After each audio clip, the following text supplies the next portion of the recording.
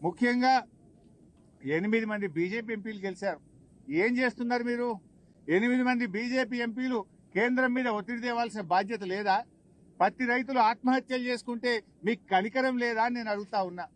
ఈరోజు ఈ 8 మంది ఎంపీల పరిస్థితి ఎట్లుందంటే ఆ పంట పొలాల్లో ఉండే దిష్టి బొమ్మలు మీకంటే నయం. కనీసం ఆ దిష్టి బొమ్మలన్నా ఆ కోతులు రాకుండానో, అడవి పందులు రాకుండానో, పక్షులు రాకుండానో ఉన్న ఆ దిష్టి బొమ్మలు పనిచేస్తాయి.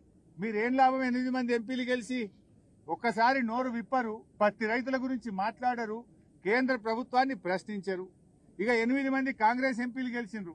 ఎంతసేపు కేసీఆర్ ను తిట్టుడు, బీఆర్ఎస్ ను తిట్టుడే. మీరు ఎన్నడన్నా పత్తి రై ఎందుకు గొంటలేరు అని పార్లమెంట్ లో 8 మంది కాంగ్రెస్ ఎంపీలు నిలదీశారా? ప్రశ్నించారా? కాంగ్రెస్ ప్రశ్నించదు, బీజేపీ అడగదు. ఇవాళ బీజేపీ ప్రభుత్వము బడా బడా పారిశ్రామికవేత్తలకు 1,00,000 కోట్ల రూపాయల రుణమాఫీ చేశారు. 1,00,000 కోట్లు మాఫీ చేశారు. మరి మా రైతులకు ఎందుకు చేయరు? బీజేపీ ప్రభుత్వం లక్షల కోట్లు బడా పారిశ్రామికవేత్తలకు మాఫీ చేశారు, మా పేద రైతులకు ఎందుకు చేయరు?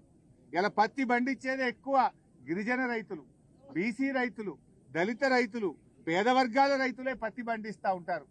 ఇలా కేంద్ర ప్రభుత్వం ఎట్లుందంటే విదేశాల నుంచి పత్తి దిగుమతి చేసుకుంటే అక్కడ మాత్రం నిబంధనలు సవరించి 11% ఏదైతే పత్తి మీద ట్యాక్స్ ఉండనో దాన్ని రద్దు చేశారు.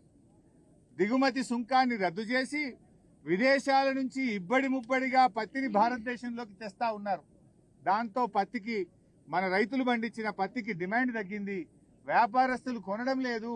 8,100కు అమ్మాల్సిన పత్తి వ్యాపారస్తులు 5,000-6,000కు కూడా కొంటలేరు.